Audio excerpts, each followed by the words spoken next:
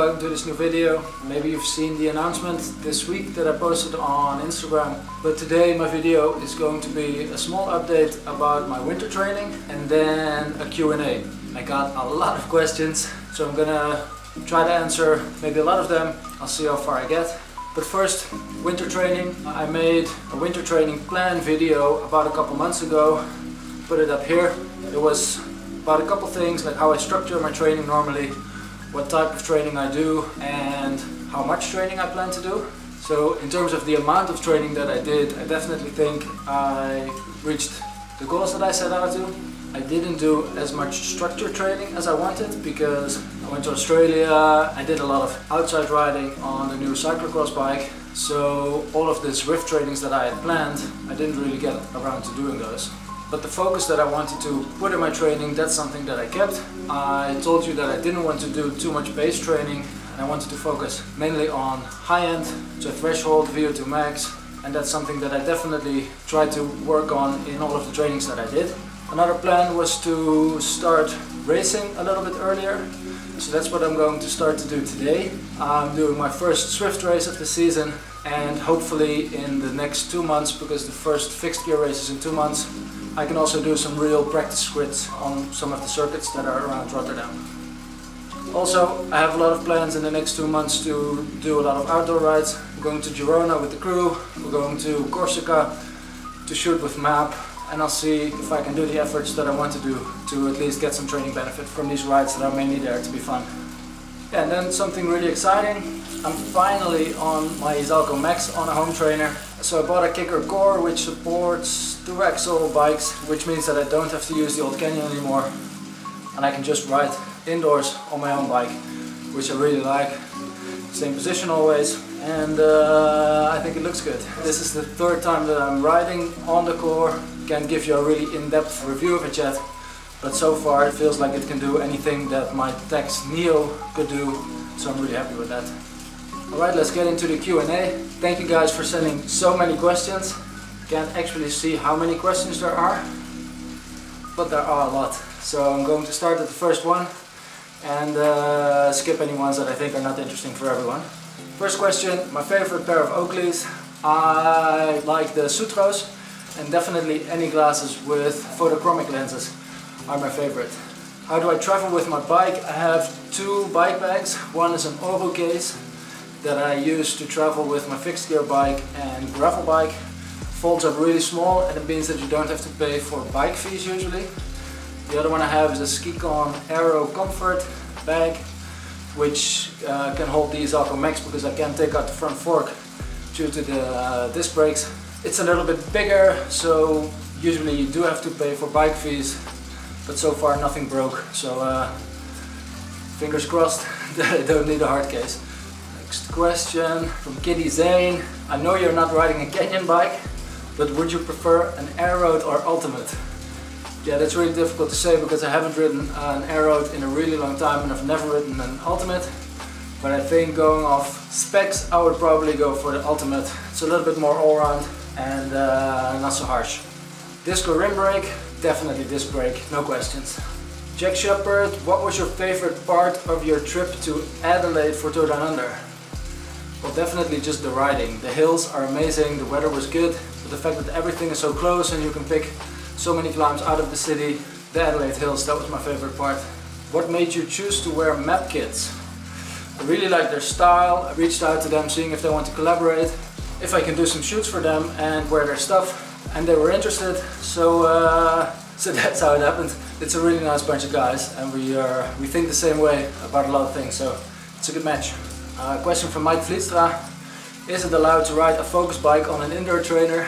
Well, technically I think the warranty doesn't include using bikes like this on indoor trainers, but I'm pretty sure that as long as I don't do all-out sprints on here, it's pretty safe. If you don't put all your power into the pedals, I do that outside, Inside I just do a little bit longer efforts and then I'm pretty sure it's fine. Jackson Ryan asks, thoughts about Swift as 80% of training due to time constraints. Love the channel. Thanks for that. I think Swift is a really good way to train effectively if you don't have a lot of time. If I don't have a lot of time, I also prefer to train inside rather than outside because it just takes longer to get everything ready. So I think it works as long as you still also have fun on the bike outside, of course. Shoutout asks, what is your inspiration to make videos?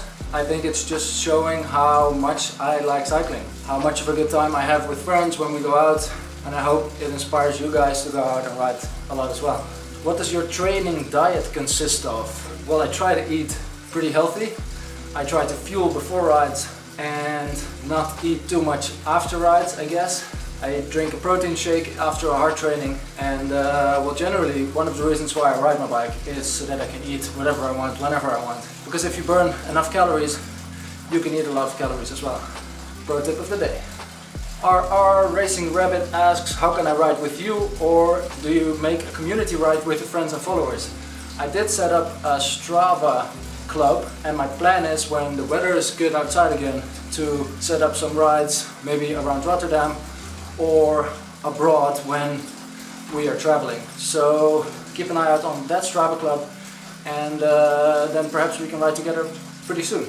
Gravity asks, hello man, during your time riding fixed gear, do you have any knee problems?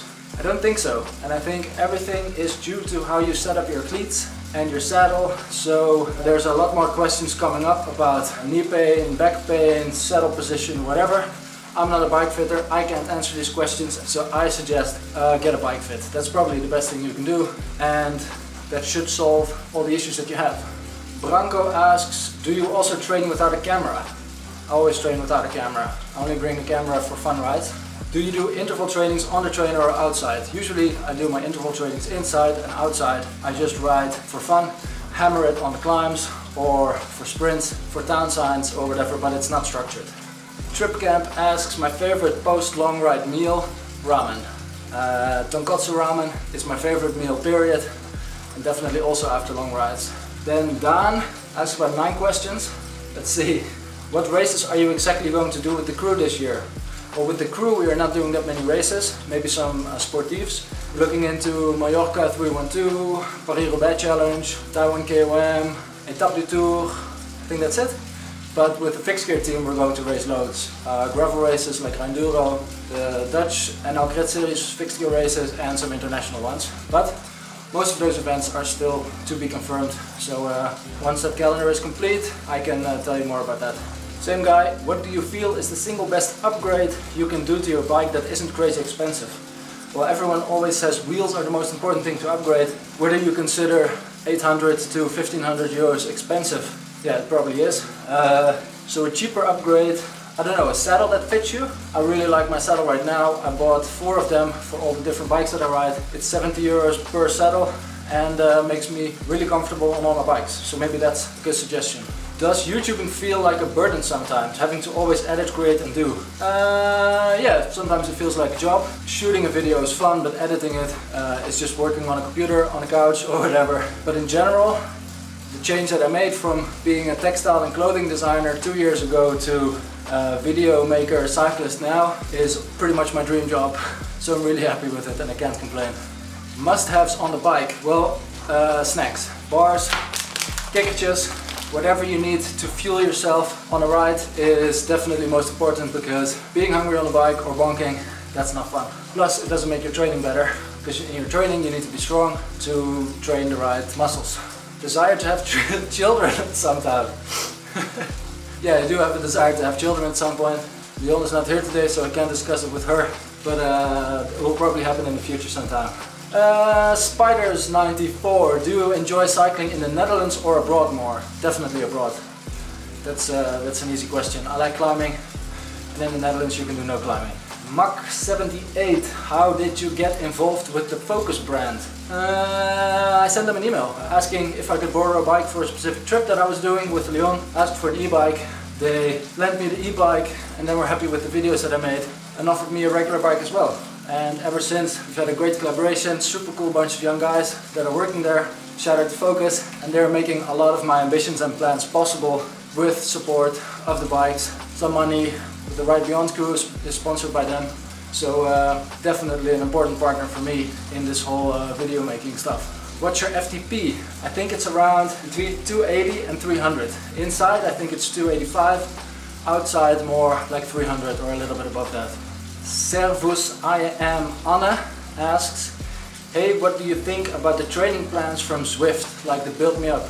I think the Zwift training plans are great. They offer a little bit of structure if you don't have a real trainer. For me, they work. For me, they've worked in the past. I think if you're a really serious racer, you might be better off with a proper trainer to get something that is really suited for you. But for everyday people like me, Zwift training plans are a great way to start. Bazaman asks, has the success of your YouTube channel surprised you? Definitely. I didn't plan on making this a full-time job, but it's starting to look like I can do that, which is amazing. So thanks for all your support as well.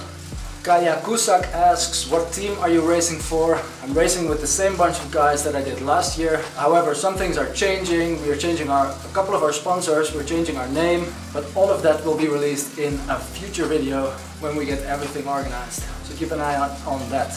Paperback Cycler asks, do you do weight training for your legs? No, I don't.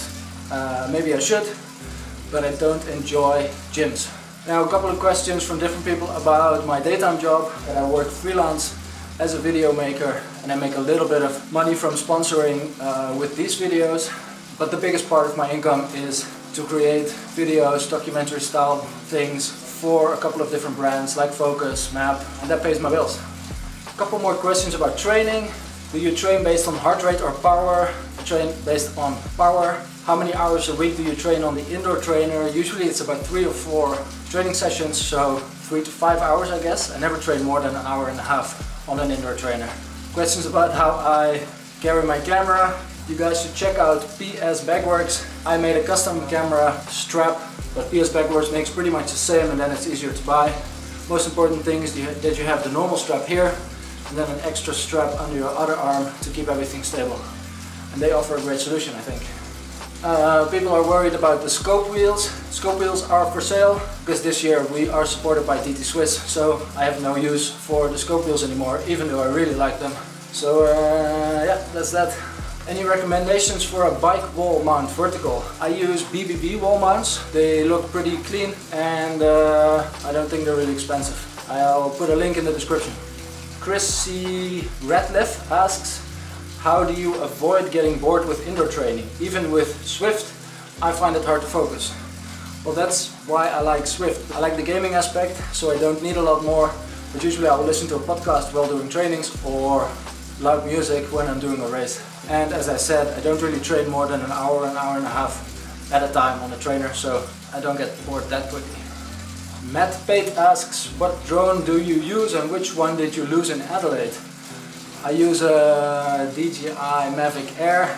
I lost that one in Australia and bought the same one as a replacement because I think it's great. A few more questions. When is your first race? I think we'll be at the start of April 4th or 5th. I don't know. Start of April, first 50k race in Amsterdam. Be there if you want to see us in our new kits.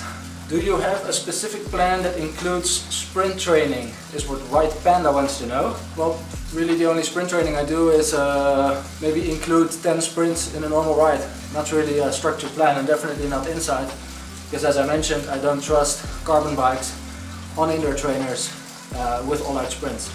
Right, last question for Martin Schuurman. How do you connect the Focusrite system to your indoor trainer? Get a Wahoo kicker or kicker core, and then it just fits perfectly. Okay, I am almost warm for the Zwift race that I'm going to do. It's going to be on the new Zwift Crit course. Haven't ridden there yet, so I'm curious to see how it will go. It's going to be a short race, so wish me luck and I will see you in the next video. Ciao!